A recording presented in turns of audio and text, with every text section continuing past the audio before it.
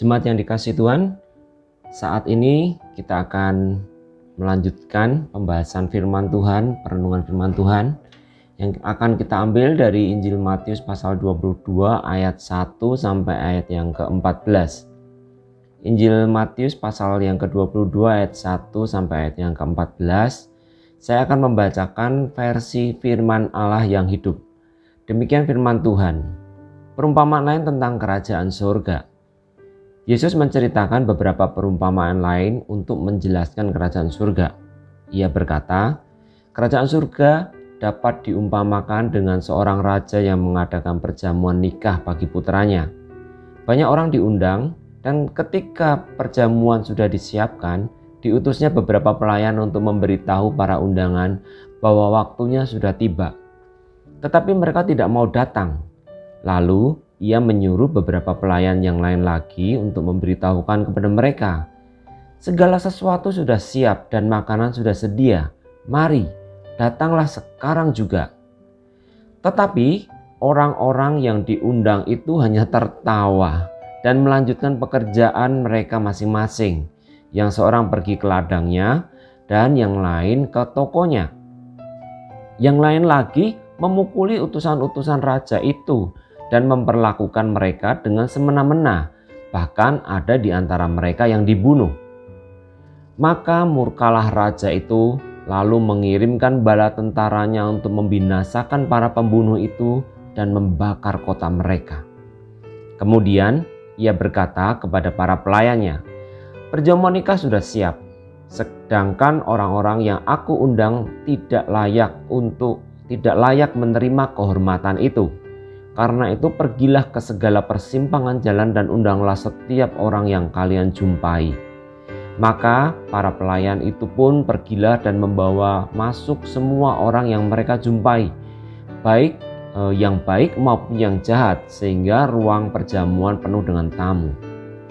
Tetapi ketika raja memasuki ruang itu untuk menemui para tamu, ia melihat seorang laki-laki yang tidak mengenakan pakaian perjamuan nikah yang telah disediakan. Raja itu berkata, kawan, bagaimana engkau dapat berada di sini tanpa mengenakan pakaian perjamuan nikah? Orang itu tidak dapat menjawab. Lalu raja berkata kepada para pengiringnya, ikat tangan dan kaki orang itu, lemparkan dia ke dalam kegelapan yang di luar. Di sana akan ada tangisan dan kertakan gigi. Karena banyak yang dipanggil, tetapi hanya sedikit yang dipilih. Demikianlah firman Tuhan. Berbahagialah mereka yang mendengar firman Tuhan, merenungkan dengan segenap hati, mentaatinya dengan setia. Sebelum membahas bagian ini, mari kita minta pertolongan Tuhan sekali lagi. Kami butuh pertolongan-Mu Tuhan, karena Engkau yang menginspirasikan firman-Mu ini. Biarlah firman-Mu lah yang bertahta atas hidup kami, mengatasi masalah-masalah kehidupan kami dan mengarahkan hidup kami seperti yang Tuhan mau. Jangan izinkan kami memperalat firman-Mu dan mengatur-ngatur, memilih-milih firman-Mu untuk kami cocok-cocokkan dengan agenda hidup kami. Tapi biarlah firman-Mu lah yang mengatur hidup kami, yang membuat kami takjub, membuat kami rela untuk mentaatinya apapun kondisinya nanti. Terima kasih Tuhan, berfirman-Lah. Di dalam nama Tuhan Yesus kami berdoa. Amin. Jika kita perhatikan bagian tadi ada dua bagian. Ya, ada dua bagian. Bagian pertama ayat 1 sampai ayat yang ke-7. Dan bagian kedua ayat 8 sampai ayat 13 dan ayat 14 kesimpulannya. Mari kita lihat bagian yang pertama. Yang pertama, undangan diberikan kepada kelompok orang-orang yang memiliki hak istimewa menerima undangan tersebut. Namun sayang sekali mereka yang menerima undangan tersebut sedang sibuk dengan hidup mereka sendiri. Sedang sibuk dengan fokus dan kerajaan dan agenda hidup mereka sendiri. Menarik di situ dikatakan bahwa ada yang mentertawakan, ya, ada yang mengabaikan seperti itu, tetapi ada juga yang memukuli utusan-utusan itu dan bahkan ada yang membunuh. Jadi kalau kita bisa melihat hal ini, apa yang Tuhan Yesus katakan ini adalah hal-hal yang sudah terjadi, ya, yang sedang terjadi pada masa Tuhan Yesus, di mana Tuhan Yesus nanti sendiri yang akhirnya dibunuh. Dan akan terjadi sekarang ini, ya, sedang terjadi saat ini dan akan terjadi terus sampai nanti Maranatha, Tuhan datang kedua kali untuk menghukum iblis beserta seluruh pengikutnya.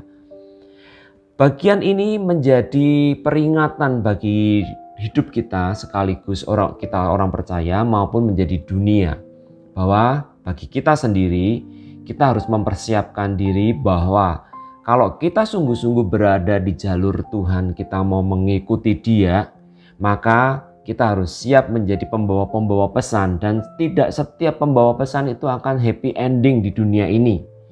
Tetapi kita bisa melihat, ya, dari sejak zaman para nabi dulu, banyak nabi-nabi palsu hidup mereka happy di dunia ini dan mereka membuat menderita nabi-nabi yang sesungguhnya.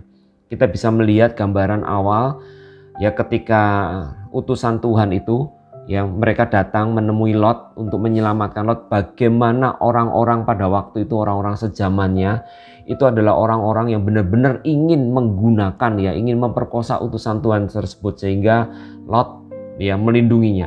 Kita melihat betapa kejamnya orang-orang yang sebenarnya menerima undangan keselamatan. Betapa mereka seharusnya itu bisa bersyukur dan berterima kasih, tetapi mereka menolak. Kita juga mendengar kisah-kisah bagaimana para nabi, ya, itu dianggap nabi yang sesat seperti Yeremia, Yesaya. Mereka dikatakan tidak beriman, mereka dikatakan bahwa mereka itu malah kenapa sih justru memberitakan berita yang buruk, mereka harus menyerah pada kekuatan negara lain.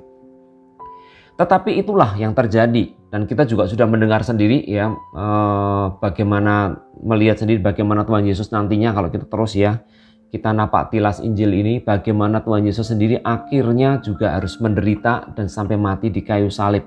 Para rasul pun mengalami hal yang serupa, ya, para bapak-bapak gereja, dan sepanjang sejarah kekristenan adalah sepanjang sejarah jalan Via Dolorosa. Jalan kesiapsediaan untuk menjadi seperti Tuhan Yesus dalam penderitaannya, dalam kematian bersama-sama dengan Dia. Beberapa hari terakhir ini kita mendengar beberapa pokok doa yang mencemaskan kondisi hamba-hamba Tuhan, orang-orang percaya di Afghanistan. Itu adalah bagian konkret yang nyata di mana Tuhan nanti akan benar-benar, kalaupun benar-benar terjadi, ya, ada pembantaian di sana, benar-benar mereka dirampas, itu adalah satu ladang ujian. Apakah memang benar-benar mereka percaya kepada Tuhan itu karena mereka mencintai Tuhan atau karena mereka mencintai berkat-berkat-Nya? Hal yang terjadi di Afghanistan, ya, yang akan terjadi kita tidak tahu. Kita doakan semoga tidak ada kejahatan kemanusiaan di sana, tidak ada pelanggaran hak asasi manusia di sana. Kita doakan supaya kelompok Taliban tersebut mereka menepati yang sudah mereka janjikan untuk menghormati hak-hak minoritas. Tetapi apapun yang terjadi nanti, kita sebagai orang percaya, kita yang di Indonesia pun tetap harus menyiapkan diri bahwa jalan yang Tuhan sediakan adalah jalan salib, ya. Salibnya bukan salib berlapis emas, salib yang sangat berkilau-kilauan, tetapi salib paku yang kasar. Jalan yang siap harus dijalani oleh setiap kita yang mau serupa dengannya. Dan itu dimulai dari mana? Dari rumah. Bagaimana kita belajar menyangkal diri terhadap pasangan kita, ya. Kita merendahkan diri, mengasihi pasangan kita, mengasihi orang tua kita ataupun mertua kita, kakak kita, adik kita, anak-anak kita, orang tua kita. Bagaimana kita menghormati prinsip-prinsip firman Tuhan dimulai dari rumah tangga kita. Nah, kalau kita sudah setia di situ, ya, rela membayar harga, Tuhan akan percayakan kepada kita hal-hal yang lebih besar lagi. Di mana nantinya mungkin ada di antara kita yang Tuhan percayakan untuk menjadi martir sama seperti Dia. Kita tidak tahu. Hanya mereka yang memiliki karunia khusus, yang dipersiapkan secara khusus, itulah yang akan menerimanya. Tetapi kalau kita sudah takut, ya, atau ketika kita sudah mengikut Tuhan itu karena agenda ingin mendapatkan kenyamanan di dunia ini, ketika aniaya itu datang, kita pasti akan menyangkal Dia. Karena apa? Bukan Tuhan yang kita cari, tapi kita mencari berkat-Nya. Sehingga ketika ada ancaman, ketika itu datang, kita pasti akan menyalibkan Dia, kita menyangkali Dia dengan mudah. Itu bagi kita yang percaya, ya, bagi kita yang percaya atau sedang merasa sedang percaya. Satu saat iman kita akan diuji. Dan ujian kecil-kecil itu dimulai dari kehidupan kita sehari-hari. Bagaimana kita mengambil keputusan, bagaimana kita merencanakan hidup kita, bagaimana kita meresponi peristiwa-peristiwa yang terjadi ya di sekeliling kita, di keseharian kita, di rumah tangga kita, di kantor, di jalan. Bagaimana kita meresponinya, apakah kita menghormati sang raja tersebut atau kita mentertawakan dia dan kita mengikuti jalan kita sendiri. Itu akan terus terlihat. Ya, terakumulasi sedikit demi sedikit yang akhirnya akan menunjukkan sebenarnya siapa kita. Dan ketika genap waktunya nanti akan akhirnya ada ujian besar yang akhirnya menunjukkan apakah kita memang benar-benar muridnya yang percaya kepada dia, yang ingin menjadi serupa dengannya, atau kita hanya orang Kristen KTP, Kristen tanpa pertobatan. Lalu bagi dunia, bagi para penganiaya, ya akan ada masa-masa di mana mereka akan jumawa. Mereka merasa bisa sedang menghancurkan orang lain, membunuh, membinasakan. Tepat seperti yang dikatakan oleh Tuhan Yesus. Mereka dihasut dan mereka merasa bahwa mereka sedang melayani ya Allah mereka. Mereka sedang melayani Tuhan mereka. Mereka sedang menegakkan ajaran mereka dengan membinasakan orang lain yang tidak sama dengan mereka. Dan mereka merasa bahwa itu mereka berbakti kepada Tuhan. Walaupun untuk seketika mereka diizinkan menang seperti yang kita lihat dalam sejarah. Dan satu saat nanti ketika Isa Al-Masih itu datang sebagai hakim, ya, Tuhan Yesus datang kedua kali sebagai hakim, semua kekuatan militer, semua kesombongan, semua keangkuhan, semua kemenangan-kemenangan itu akan dibinasakan. Hal yang terjadi pada masa Tuhan Yesus, kita bisa melihat bagaimana jumawanya mereka, akhirnya para imam-imam kepala tersebut, ahli-ahli Taurat tersebut, ya, mereka bahkan nanti kita akan menemukan mereka menantang, biarlah darahnya ditanggungkan ke atas kami dan keturunan kami. Mereka jumawa seperti itu dan tidak butuh waktu yang lama. Tahun 70 benar-benar Yerusalem diratakan dengan tanah. Mereka dihancurkan semuanya oleh kekuatan yang lebih powerful, menghancurkan mereka. Sehingga benar-benar mereka tercerai-berai. Itu terjadi tidak hanya pada waktu itu. Sebelum-sebelumnya kita bisa melihat beberapa kali ya bangsa Israel itu dibuang, tercerai-berai, keluar dari tanah mereka. Mereka terpencar-pencar karena apa? Mereka adalah orang-orang yang membunuhi para utusan itu. Dan lebih celaka lagi kalau kita lihat di posisi ini, ahli-ahli Taurat, imam-imam kepala itulah membunuh anak. Perikop sebelum ini dari Matius 21 kita melihat tentang penggarap-penggarap. Bagaimana mereka dengan hati yang culas ya akhirnya membunuh sang anak. Karena berpikir wah si anak ini yang punya warisan, kita bunuh aja supaya kita dapat warisan. Kita lihat di bagian akhir ya di Matius 21 tersebut. Orang-orang tersebut adalah orang-orang pengecut. Mereka sebenarnya takut dengan orang banyak. Tetapi mereka berani kalau ada orang banyak mendukung mereka. Itulah sebabnya kita selalu melihat bagaimana para pengecut itu selalu ya menindas yang lemah itu secara bergerombolan. Tidak ada mereka yang berani sendirian gitu ya menentang. Tidak. Mereka selalu membinasakan bergerombol seperti itu. Dan itu yang dilakukan oleh imam-imam kepala ahli-ahli Taurat. Mereka ketakutan tuh karena melihat orang banyak. Tidak berani ngapa-ngapain Tuhan Yesus.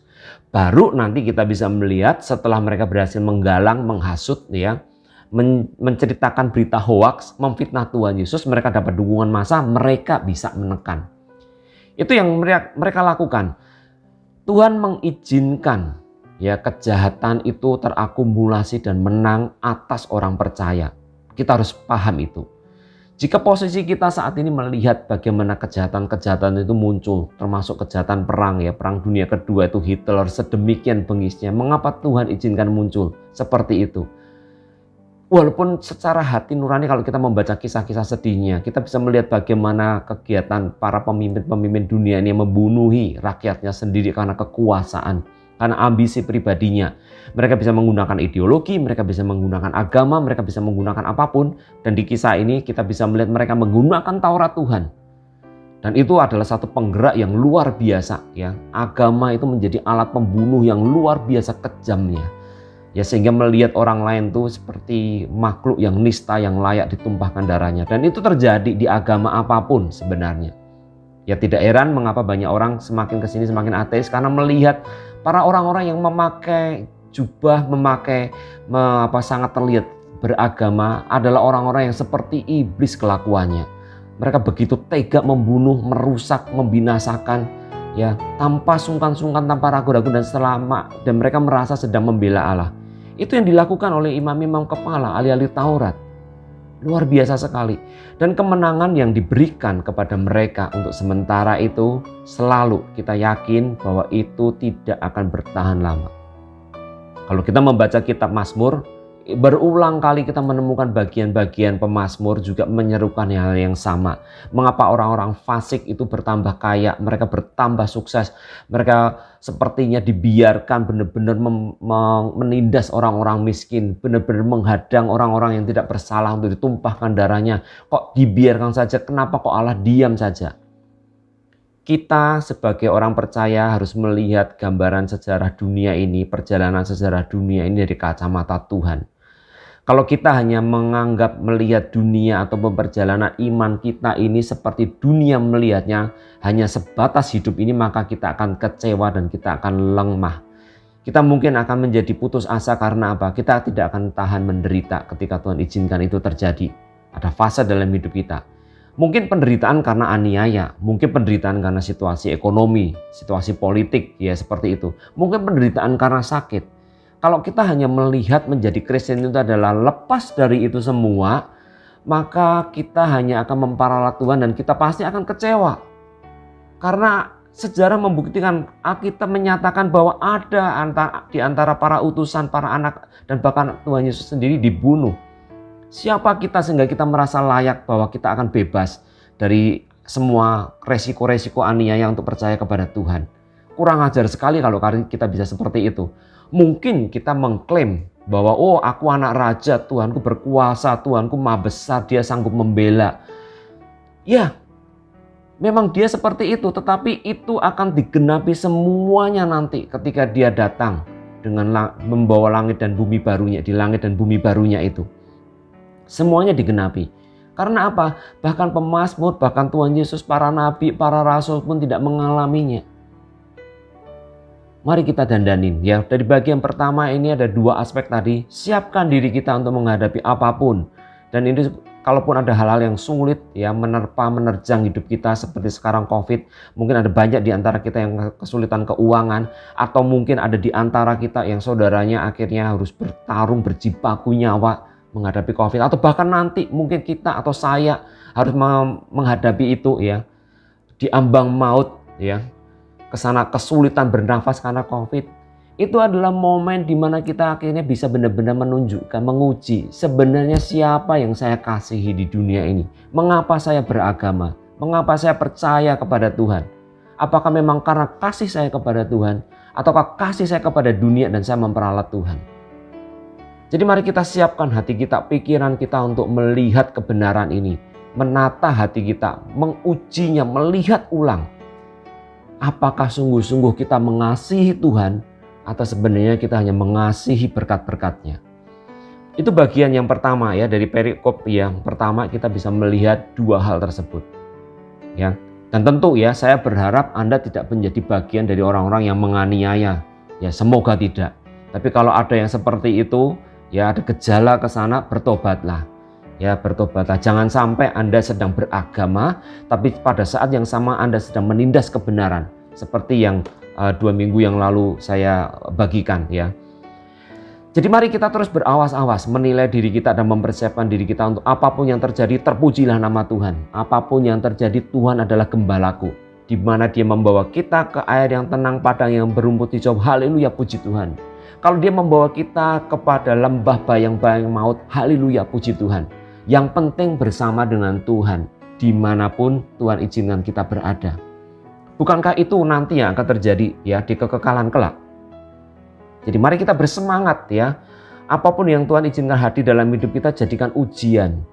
Jadikan satu bahan refleksi untuk semakin melihat sampai sejauh atau sedalam apa kita mengasihi Dia. Mari kita lihat bagian yang kedua ya.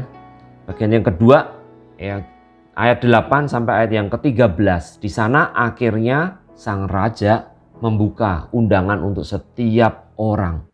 Jadi kalau kita lihat sejarah penyelamatan, Tuhan mempunyai rencana yang sangat indah melalui bangsa Israel. Ya, Tetapi berulang kali bangsa Israel itu justru menjadi anak yang nakal. Akhirnya banyak di antara yang mereka binasa. Mereka menganggap hak istimewa itu sebagai milik ya untuk mereka berfoya-foya, beria-ria di dalam dosa. Dan mereka menyalahgunakan kekuasaan yang Tuhan berikan. Akhirnya apa? Ya, tunas itu akhirnya yang dari pokok yang asli itu, kalau kita mau lihat Roma itu dipatahkan supaya Tuhan mencangkokkan orang-orang dari non-Israel untuk berbagian dalam kerajaan surga. Dan demikianlah sejak Yerusalem dihancurkan, ya Paulus dipilih untuk memberitakan, membawa undangan itu kepada orang-orang yang non-Yahudi, bukan orang-orang Israel. Dan dengan demikian Injil tersebar kemana-mana. Dan sampai ke kita pada siang hari ini atau malam atau sore ya. Jadi kita bisa melihat bagaimana undangan itu sudah dibukakan kepada semua. Semua diundang untuk kembali kepada Tuhan, ya, untuk menerima tawaran diperdamaikan dengan Allah, bukan diperdamaikan dengan dunia, ya. Diperdamaikan dengan Allah melalui apa? Menerima anugerah keselamatan yang disediakan melalui satu-satunya jalan, yaitu Tuhan Yesus, Isa Al-Masih. Jadi tidak ada cara lain, tidak ada pemimpin lain di dunia ini, ya pemimpin agama manapun yang berani mengatakan akulah jalan dan kebenaran dan hidup. Tidak ada seorang pun yang dapat datang kepada Bapa kalau tidak melalui aku. Tidak ada orang pun, satu orang pun yang berani mengatakan seperti itu. Lalu hal ini kan membawa pada kemungkinan kan, kalau ada orang yang berani mengatakan itu, hanya ada dua kemungkinan. Dia gila, ya. Dia ngelantur ngomongnya, atau dia benar-benar dengan apa yang dia katakan. Kalau dia gila dengan apa yang dia katakan itu, dia ngelantur, mungkinkah orang gila sanggup mengubah jutaan hidup orang-orang dari cara hidup mereka yang gelap kembali pada masuk pada hidup yang terang? Mungkinkah ada orang gila yang seperti itu? Karena mudah orang asal klaim, ya. Banyak orang yang asal klaim dirinya sebagai ini, sebagai itu. Dan setelah dia mati dan akhirnya ajarannya hilang. Ya, nggak ada, dianggap gila. Tetapi ya sejak Tuhan Yesus 2000 tahun lebih ini dia menyatakan dirinya akulah jalan. Banyak orang siap mati untuk dia. Banyak orang yang hidupnya diubahkan. Masa lalunya yang kelam diubahkan. Pembunuh menjadi orang yang benar-benar hatinya lembut seperti Paulus diubahkan. Dan kita bisa melihat kesaksian-kesaksian di YouTube banyak sekali. Bagaimana perubahan-perubahan yang radikal itu terjadi. Jadi kemungkinan pertama apakah dia ngecap saja, apakah dia ngelantur dalam perkataannya itu. Perlu iman yang besar untuk mempercayai itu. Jadi jauh lebih mudah mempercayai bahwa yang mengatakan itu adalah sungguh-sungguh Allah yang menjadi manusia. Jalan itu. Sirotol mustaqim itu.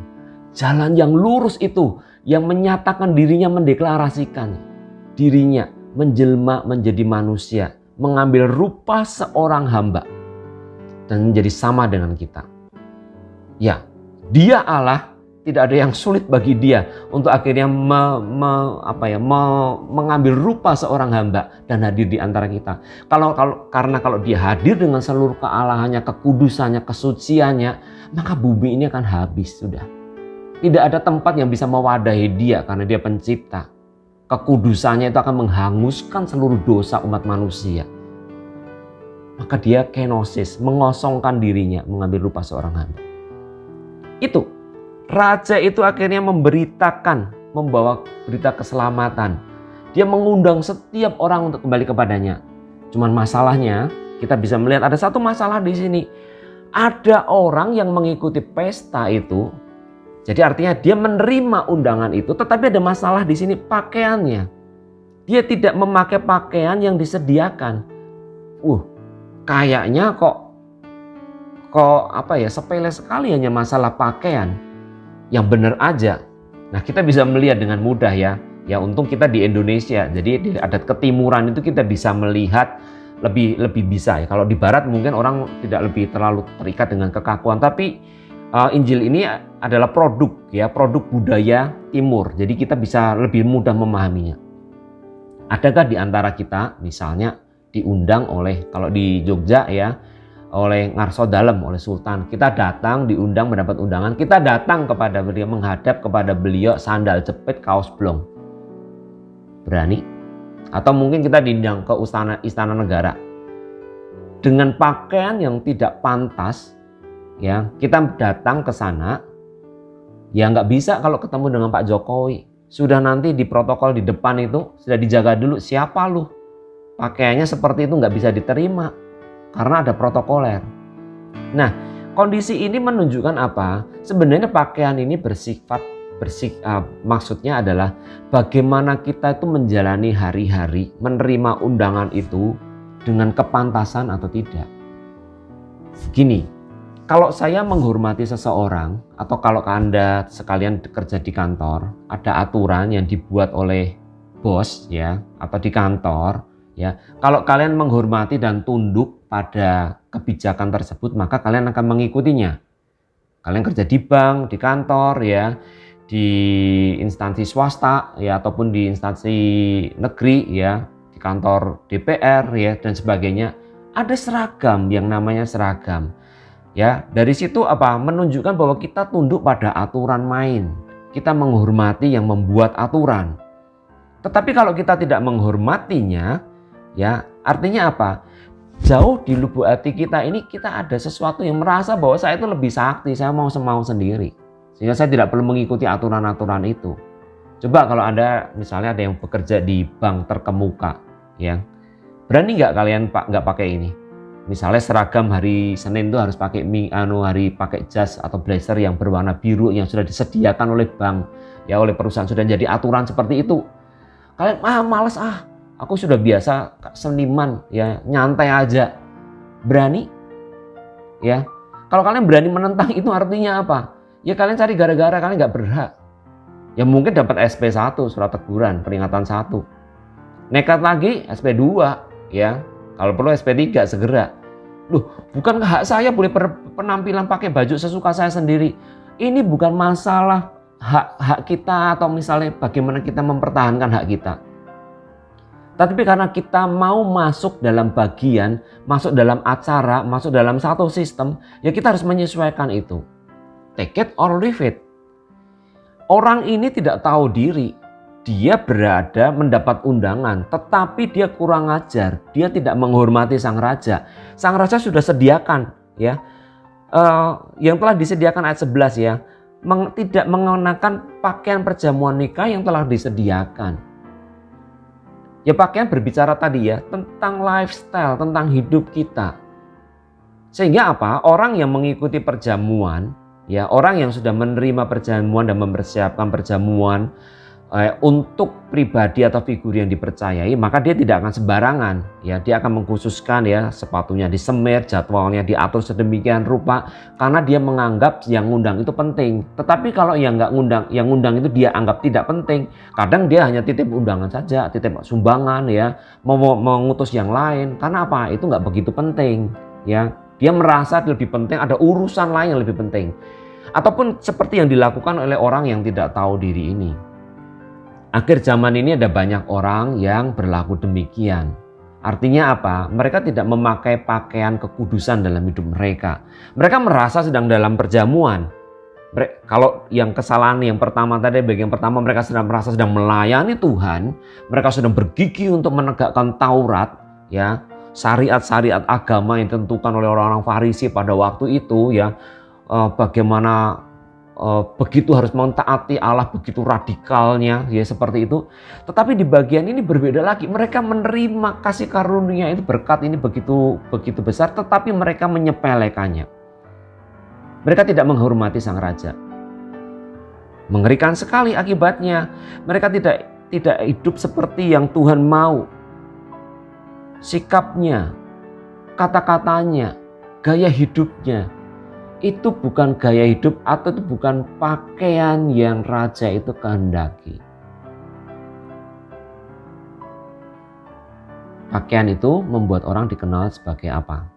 Ya kan? Jadi kalau ada orang berpakaian polisi, ya orang mengenal dia sebagai polisi walaupun mungkin dia adalah polisi gadungan, bisa seperti itu. Kalau dia berpakaian seperti pramugari, seperti pilot, ya macam-macam ya. dokter ya, memakai baju hazmat dan sebagainya, menunjukkan identitasnya. Jadi pakaian di sini berbicara tentang identitas. Kalau kita menghadiri perjamuan anak Allah dalam kerajaan Allah, orang melihat hidup kita itu, mengenal kita itu sebagai siapa. Mungkin kita menyatakan diri bahwa saya Kristen, bahwa saya melayani, ya, bahwa saya macam-macam, saya bisa bahkan berkhotbah, saya memberikan persembahan, berpuasa, hafal sekian puluh atau sekian ratus ayat, membaca Alkitab terus ya, rutin setiap hari, satu hari sekian pasal. Seperti itu. Banyak hal-hal yang seperti itu belum menjamin bahwa kita adalah orang-orang yang akhirnya benar-benar layak mengenakan pakaian yang disediakan sang raja. Caranya sederhana. Caranya kita tanya orang-orang yang ada di sekeliling kita, melihat hidup kita itu mirip siapa. Sederhana. Mirip siapa? Mirip artis, mirip pengusaha sukses, mirip wanita karir yang berhasil, mirip pendeta, ya, mirip sosok figur yang filantropis ya, yang sangat dermawan. Mirip siapa kita? Atau lebih buruk lagi, mirip koruptor, mirip iblis, ya, atau orang muak dengan kekristenan kita. Itu lebih parah lagi. Mirip itu ada dua bagian. Mirip dengan figur-figur yang baik ya, yang menginspirasi, katakanlah itu berada di wilayah terang dalam tanda kutip, dan ada mirip-mirip yang di wilayah gelap ya, figur-figur kriminal, orang yang dikenal bengis, kejam, keji ya, perampok, orang-orang yang benar-benar gak punya hati untuk sesama. Ada dua kemiripan itu. Tapi yang menjadi masalah adalah apa? Apakah kita mirip Kristus atau tidak? Itu yang menjadi pertanyaannya. Ketika orang dekat dengan kita, orang-orang di sekeliling kita melihat apakah hidup kita itu mirip dengan Kristus atau tidak. Orang meneladani apa dari hidup kita? Apakah keserupaan dengan Kristus itu ada di dalam hidup kita atau tidak? Kalau kita akhirnya dikenal orang mirip tadi ya, pengusaha yang sukses dan baik, mirip pendeta yang sangat mengasihi jemaatnya, ya, mirip dengan orang-orang baik, atau tadi mirip orang-orang jahat, artinya kita sudah hamartia. Kita meleset, hamartia, meleset dari sasaran. Dosa itu adalah meleset dari sasaran. Ya, bahasa Yunaninya itu hamartia, meleset dari sasaran. Dari sasaran apa? Dari keserupaan dengan Kristus. Jadi kalau orang di sekeliling kita itu melihat kita justru mirip pedagang lah tadi ya, sudah mirip yang tadi ya, mirip pendeta yang terkenal inilah ya, atau mirip koruptor ya, mirip iblis bahkan ya, seperti itu. Ya sama-sama meleset, cuma melesetnya yang satu meleset di tempat yang sepertinya di dalam ukuran masyarakat kita terhormat ya. Masyarakat kita yang normal nih yang terhormat, tapi kalau dari masyarakat yang kejam, masyarakat yang barbarian, ya hidup kita itu dilihat nggak mutu gitu, pengecut. Bagi masyarakat barbarian, kalau misalnya orang-orang klitih itu ya, kalau mereka bisa membacok polisi ya, nyabet polisi itu mereka bisa jadi pemimpin, mereka dilihat sebagai orang yang berani ngetop. Ya seperti itu, tergantung kita di komunitas mana. Tetapi entah kita di komunitas yang tadi komunitas terang atau komunitas gelap, semuanya meleset. Raja itu sudah memberikan satu baju pesta, yaitu jubah keserupaan dengan Kristus. Jadi itulah nanti akhirnya di kesimpulannya di ayat yang ke-14. Banyak yang diundang, tetapi sedikit yang dipilih. Persis seperti itu dartboard itu ya, ataupun tempat sasaran panah atau sasaran tembak itu. Jadi ada lingkaran satu di tengah, lingkaran besar. Ya, sampai membesar seperti itu. Ada lingkaran yang berwarna gelap, ada lingkaran berwarna terang. Nah, hidup kita itu kalau tidak tepat di tengah, ya, itu tengah itu hanya kecil. Sedikit yang masuk di sana. Jalan yang sempit di situ. Masuk di situ sempit. Yang lainnya luas. Ya meleset kemana-mana terserah. tapi tidak kena sasaran. Dan itulah yang sedang Tuhan cari, ya. Tuhan lihat di hati kita, di perjalanan hidup kita, di keputusan-keputusan kita, di rencana-rencana kita, di apa yang kita kasihi di dunia ini. Tuhan sedang terus melihat, Dia mencari, mata Tuhan menjelajah ke seluruh bumi untuk melihat di mana hati kita berada. Jadi bagian yang kedua ini lebih menantang kepada kita yang saat ini sudah merasa bahwa saya sudah diundang. Istilahnya, saya sudah selamat loh, saya sudah mengatakan, sudah pernah mengaku dosa, mengundang Tuhan masuk dalam hidup kita sebagai juru selamat pribadi, sebagai Tuhan. Kita mengaku dosa, ampuni dosa-dosa saya. Formula doktrin keselamatan itu loh yang seringkali sudah kita dengar. Merasa bahwa sudah seperti itu, sudah yakin bahwa diselamatkan. Belum tentu.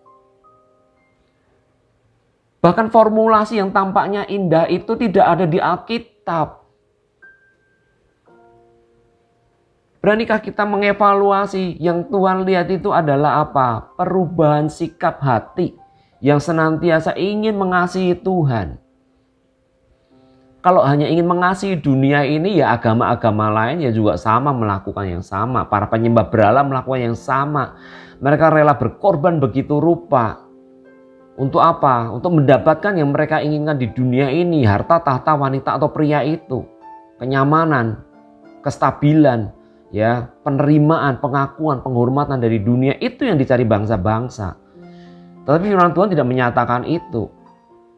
Firman Tuhan menjelaskan bahwa beda, ya. Selera kita bukan selera untuk ke dunia. Kasih akan Bapa itu harus menjadi totalitas hidup kita. Karena kalau kasih ya kepada dunia itu ada, maka kita tidak akan memiliki kasih kepada Bapa. Yang ada justru kita memanfaatkan Dia. Jadi mari kita lihat hidup kita sampai sejauh mana kita akan sungguh-sungguh supaya di sisa waktu yang ada kita tidak tahu, ya. Sekali lagi saya ingatkan, kita tidak tahu. Saya juga tidak tahu. Hari ini saya masih bisa berkhotbah, minggu depan mungkin sudah tidak ada lagi, ya, karena sudah kena COVID, ya. COVID yang ganas itu, tidak tahu. Mari kita dandani hidup kita, periksa sungguh-sungguh. Ya, lebih baik kita seperti penjahat itu loh yang di sebelahnya Tuhan Yesus, ya, di detik-detik terakhir itu, ya, kita udah hari ini juga putuskan untuk percaya, ya, pada Tuhan sebagai Raja. Wes merem, ya, nggak usah lihat yang lainnya. Tanggalkan semua mungkin ikatan dunia yang begitu menggoda ini. Untuk hati kita berfokus kembali kepada Tuhan Yesus dan rencana mulianya atas hidup kita. Kalau kita dikasih umur pendek, puji Tuhan, ya sudah, kita selesaikan dengan setia yang pendek ini. Kalau dikasih panjang, ya puji Tuhan. Ya, kita selesaikan dengan kesetiaan. Kita punya kesempatan banyak untuk membawa semakin banyak orang untuk mengenal siapa Dia dan kasih-Nya yang begitu besar atas orang-orang yang berdosa. Jadi supaya apa? Kita tidak dilemparkan di kegelapan yang luar di mana ada ratapan, ya, tangisan dan kertakan gigi. Gambaran neraka, selama-lamanya terpisah dengan Allah.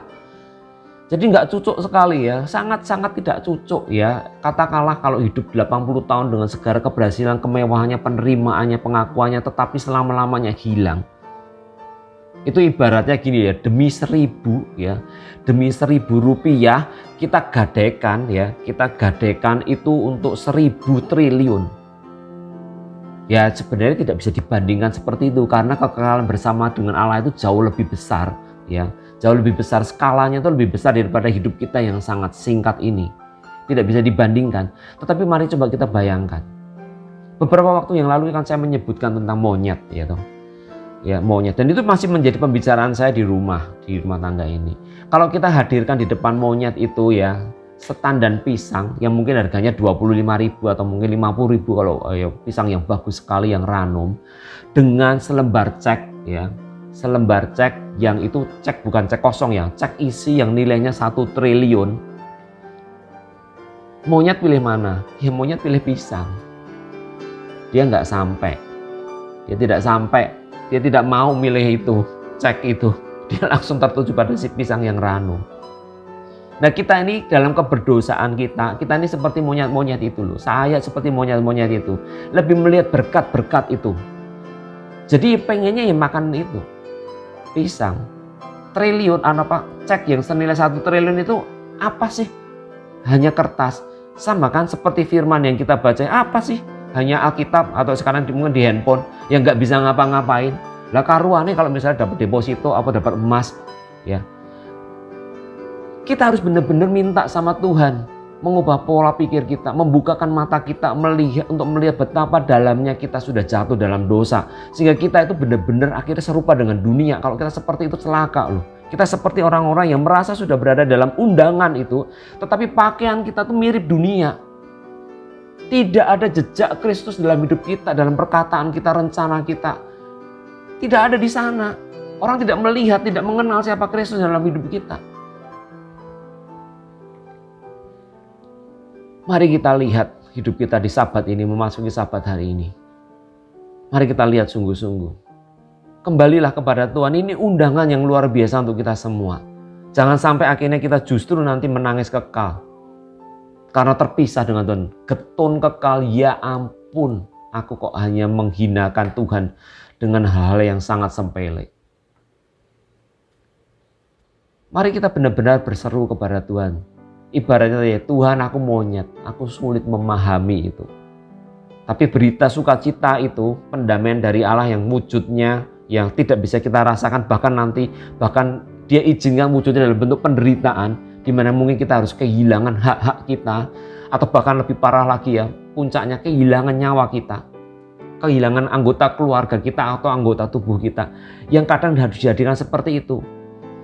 Jadilah monyet-monyet yang tercerahkan seperti Paulus, seperti para nabi yang melihat bahwa ini hanya mampir ngombe. Penderitaan singkat ini tidak bisa dibandingkan dengan kemuliaan kekal yang Tuhan sediakan untuk orang-orang yang sungguh mengasihi Dia.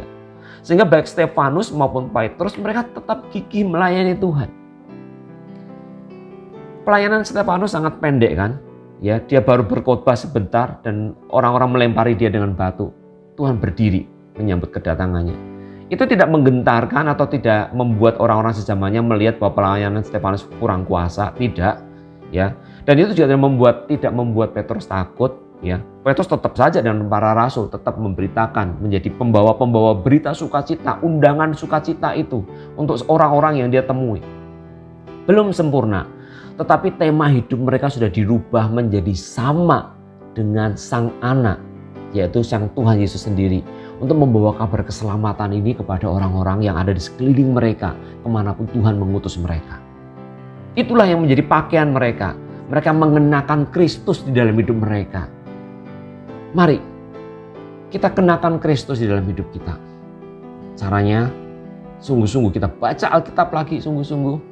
Kristus bilang apa? Sendiko dawuh. Mari kita berdoa supaya Tuhan melembutkan hati kita. Roh Kudus menerangi setiap kegelapan-kegelapan yang mungkin selama ini kita sembunyikan dalam hidup kita, atau yang selama ini membuat kita tidak menyadarinya. Mari kita berdoa. Tuhan, kami berterima kasih karena firman-Mu sungguh-sungguh menjadi terang bagi hidup kami. Terangi setiap aspek hidup kami Tuhan, supaya kami melihat apa arti menjadi orang Kristen, menjadi anak-anak-Mu. Apa resiko-resikonya dan bagaimana kami harus menjalaninya dari hari ke hari. Bagaimana kami harus dikenal, bagaimana kami harus menampakkan diri kami melalui pikiran, perkataan kami, sikap kami, dimanapun kami berada Tuhan. Kiranya apa yang sudah kami lihat ini, kami dengarkan pada waktu ini menolong kami untuk bersungguh hati mencari hadirat Tuhan dalam hidup kami. Kalau kami terlalu menyimpang jauh dari Engkau, dari rencana-Mu, sehingga tidak ada keserupaan, tidak ada jejak Kristus dalam hidup kami, ampuni kami Tuhan. Biarlah kami kembali kepada Tuhan. Sama seperti Sakeus yang melihat Engkau dan akhirnya dia berbalik begitu rupa. Hidupnya dirubah begitu rupa. Seperti Paulus, seperti para nabi. Pengalaman mereka adalah bukti nyata bahwa Injil Kerajaan Allah, berita pendamaian itu juga masih terus ada dan bisa kami alami sebagai manusia ciptaan-Mu ini Tuhan. Terangi hati kami, celikkan kami Tuhan kebutaan kami, sehingga kami sungguh-sungguh melihat cahaya kemuliaan Kristus itu yang tidak bisa digantikan dengan apapun. Jangan biarkan hidup kami berakhir seperti tadi yang saya sampaikan Tuhan, seperti monyet yang akhirnya terus saja tidak tercerahkan, akhirnya hanya terus mengejar pisang dalam hidupnya, sehingga mengabaikan satu cek yang nilainya itu berjuta atau bertriliun, bermiliar kali lipat dibandingkan dengan pisang tersebut Tuhan. Jangan biarkan ketenangan dunia ini, sanjungan, keberhasilan, ataupun penderitaan dunia ini membuat kami menggantikan Engkau sendiri Tuhan. Tolonglah kami. Mari Allah Roh Kudus, Engkau yang memberkati setiap kami. Baik saya yang berbicara, maupun seluruh yang mendengarkan dan melihat ini. Sehingga kami menjadi satu generasi yang bersungguh hati. Orang melihat ada jubah Kristus dalam hidup kami. Ada tanda salib, bukan dalam bentuk kalung, anting, ataupun perhiasan, tetapi ada tanda salib dalam hidup kami, segenap hidup kami untuk menyatakan kemuliaan-Mu dan menikmati Engkau, sehingga kematian menjadi saat yang indah yang kami nantikan karena kami bisa berhadapan muka denganmu Tuhan.